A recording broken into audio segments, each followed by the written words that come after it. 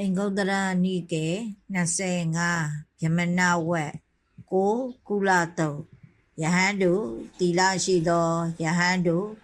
ချင်းကပ်အပ်သောအိမ်၌လူတို့သည်ငါးမျိုးသောအကြောင်းတို့ဖြင့်များစွာသောကောင်းမှုကိုပွားစေကုန်၏အဘယ်ငါးမျိုးတို့နည်းဟုမူယဟန်တို့တီလာရှိသောယဟန်သည်အိမ်သို့ချင်းကပ်သည်ရှိသောလူတို့သည်ဖူးမြင်ရ၍စိတ်ကြည်လင်သာသောအခါထိုအိမ်သည်နတ်ပြည်၌ဖြစ်စေတတ်သောအကျင့်ကိုကျင့်သည်မြည်၏ယဟန်တို့တီလာရှိသောယဟန်သည်အိမ်သို့ချင်းကပ်သည်ရှိသောလူတို့သည်ခရီးဦးကြိုဆိုကြရှိခိုးကြနေရာထိုင်ခင်းပေးကြသောအခါထိုအိမ်သည်မြင့်မြတ်သောအမျိုး၌ဖြစ်စေတတ်သောအကျင့်ကိုကျင့်သည်မြည်၏ယဟန်တို့တီလာရှိသောယဟန်သည်အိမ်သို့ချင်းကပ်သည်ရှိသောလူတို့သည်ဝင်တိုမှုအညစ်အကြေးကိုပယ်ဖြောက်သောအခါ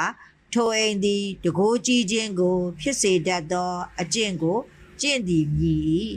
ယဟန်တို့တီလာရှိသောယဟန်သည်အိမ်သို့ချင်းကပ်သည်ရှိသောလူတို့သည်အစွမ်းရှိသလောက်အားရှိသလောက်ဝေဖန်လှူလန်းသောအခါ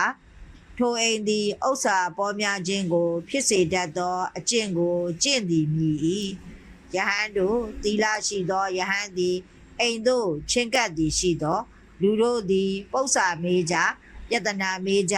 တရားနာကြသောအခါထိုအိမ်သည်ပညာကြီးခြင်းကိုဖြစ်စေတတ်သောအကျင့်ကိုကျင့်သည်မြည်၏ယဟန်တို့တီလာရှိသောယဟန်တို့ချင်းကပ်အပ်သောအိမ်၌လူတို့သည်ဤငါးမျိုးသောအကြောင်းတို့ဖြင့်များစွာသောကောင်းမှုကိုပွားစေကုန်၏ဟုမိန့်တော်မူ၏